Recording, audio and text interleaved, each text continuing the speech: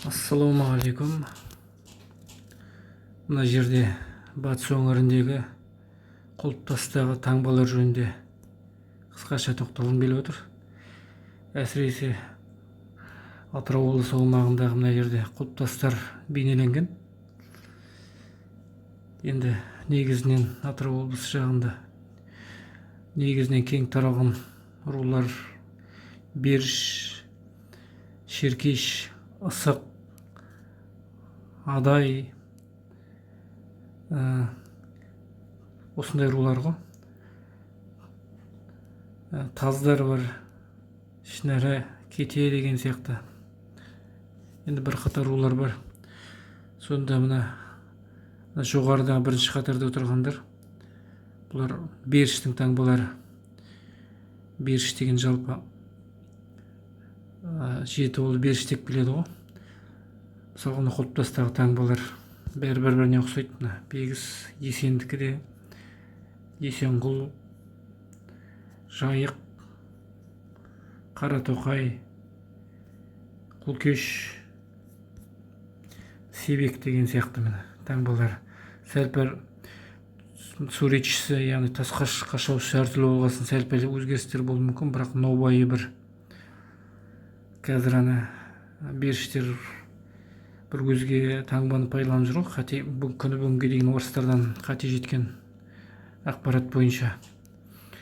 Құлпытаста мына Беріш таңбалар осындай. Адайдың таңбасын білесіздер: Жебе, Алаша, Байбақты деген сияқты, Масқар, Есентемір. Мына Есентемір мен Масқардікі басқа руларға сәл ұқсас кетті. Есентемірдікі Ысыққа ұқсас қайталанып келеді. Ысықпен бірдей.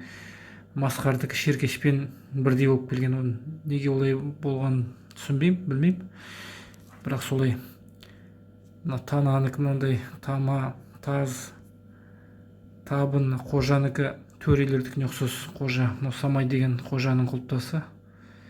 Кезінде Таздардың бір несі болған ғой, діни адамы. Кейін сол банағы Таздардың жігіттерінің қолынан қайтыс болады. Оның бір өзінің бөлек тарихы бар. Міне бана Ысық, Есентемірлерге ұқсас деп жатырмын ғой. Бақан таңба ұқсайды. Мына төменде мына төре қожаға ұқсайды. Шеркеш жаңа айтқан Масқарға ұқсайды.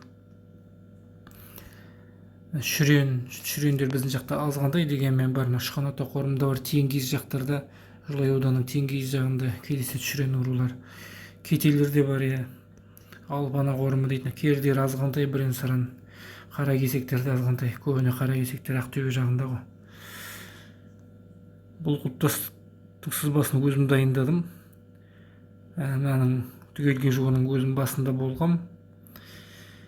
Құлпытастары арабшадан қазақшаға аударылып барып, сарапталып дайындалды ғой. Енді мына жерде қалып қойған рудың құлпытастары болуы мүмкін. Енді тағы бір нәрсе, мына Байұлының ру таңбалары жөнінде әңгіме айтқым келеді. Мысалға мына жерде көріп отырсыздар, мына жоғарыда екі қоршалған жөнінде. Жалпы Байұлының таңбалары негізінен осы екі неден тұрады. Мына қармақ сияқты белгіден және кішкентай сызықтан тұрады. Қарасаңыздар, мына әр сондай таңбаға қосымша жалғанған кішкентай таңба. Мысалы Алашаға екі таңбаның қосындысы, тек қайталанбайтын детіп кішкентай сызықты әр жерге қойған. Қарап отырсаңыздар,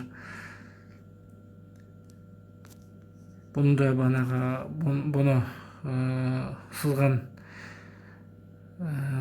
Қазбек Құттымұратұлы деген өлкетанушы. Ол кісі де өзінің құлпытастарды көптен зерттеп жүр, архивтік құжаттармен деген сияқты. Енді не айтқым келеді? Бұл таңбаның аты не деген сұрақ туындайды. Бұл таңбаның аты Жебе. Біздің зерттеуімізден, сараптап білгенімізден бұл жебе. Яғни мынандай Адай таңбасы сияқты ең негізгі жебе деп аталады. Осы таңбаның бір ғана бөлігін алады да бір-біріне қайталанбайтын детіп әр жерге қояды. Сонда қараңыз, жаңа қызыл ручкамен сызылған негізгі несі, көкпен сызылған кішкентай таяқшасы. осы негізгі қызылы қалады да барлық жерде кішкентай сызықшасы көкпен сызылған. Сол әр рудың әртүрлі жеріне қойылады. Сонда осындай байолының негізгі осындай таңбалар болады. Әрине байолының ішінде кейбір таңбалар өзгеше болуы мүмкін. Бірақ біздің пайымдауымызша бұл таңбаның аты жебе болып тұр. Жалпы таңбалар жөнінде орыстың зерттеушілеріне не келеді? Мысалы, 1888-1889 Харузин деген орыстың дайындаған сызбасы, әрине ішінде кейбір қателер бар. Ана Беріштің таңбасы кезінде 1830 жылдар екен. 30 жылдары орыстың зерттеушілерінің таңбасынан қате кеткен ғой.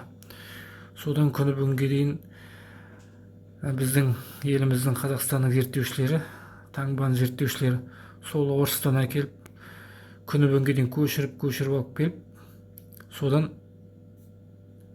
таңба Беріштің таңбасы қате кеткен ғой. Құман таңба сияқты етіп салған, жетіге ұқсайды, артында сызығы бар. Әлі де сол таңбаға қазір не істеп жүргендер бар, жабысып алып жүргендер. Мысалға, мына Харузинде өзінің таңбасында бір несін келтіреді. Мына таңба қазір құлпытастағы таңбаға ұқсайды. Беріштердің таңбасы. Қысқасы осы.